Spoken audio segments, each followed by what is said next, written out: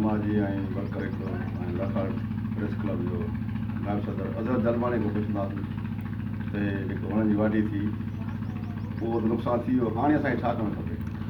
साईं, जेको असांजी ख़ासि करे सिंध में वणनि जी वॾे पैमाने ते वाढी थी आहे, उन में हीअ जेका ॾिसो था अॼुकल्ह गर्मी तमामु घणी थी वई आहे असां वटि।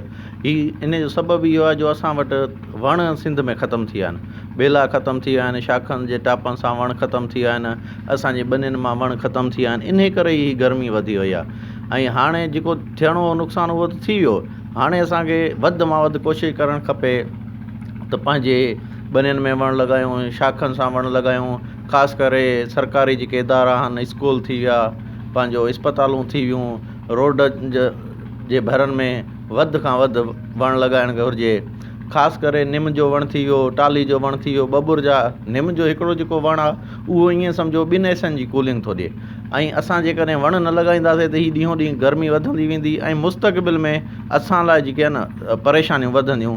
इन करे कोशिशि कयो हर माण्हू खे घटि मां घटि 1 वणु लॻाइणु घुरिजे ऐं वधि खां वधि ऐं पंहिंजी कोशिशि कजे।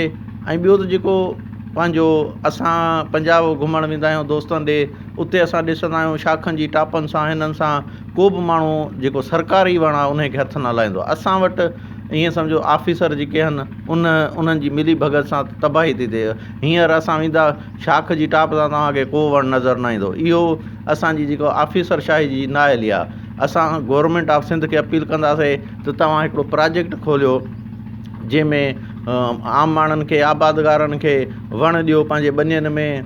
ऐं सरकारी इदारा जेके आहिनि, स्कूल आहिनि, उन्हनि जे हेडमास्टरनि खे पाबंद कयो, इस्पतालूं आहिनि उन्हनि जे MS खे पाबंद कयो त पंहिंजे इदारनि में वण पोखनि। छो जो उते पटे वारा बि रखियल आहिनि, माली बि रखियल आहिनि, उहे उन्हनि जी सार संभाल बि लहंदा। ऐं असांखे बि पाण खे बि कुझु किरदारु अदा करणु घुरिजे ऐं पंहिंजे घरनि में, ॿनियुनि ते, पंहिंजे क़ब्रस्ताननि में, पंहिंजे स्कूलनि में, पंहिंजे ईदगाहनि में वधि खां वधि वण लॻाइणु घुरिजनि। ऐं हेठीं सतह ते डिस्ट्रिक्ट गवर्नमेंट आहे या बलदियाती जेके इदारा आहिनि, UC चेयरमैन आहिनि, उन्हनि खे बि कुझु न कुझु किरदारु अदा करणु खपे न। ॿियो न त बि साल में 1 महीने जी बजट जेका आहे उहा पंहिंजी UC में वण वठी ऐं कोशिशि करे पंहिंजे रोडनि सां हिननि सां सरकारी इदारनि में वण हणाइनि ऐं उन्हनि जी सार संभाल कनि त जीअं असांजो मुस्तक़बिल बहितर थी सघे।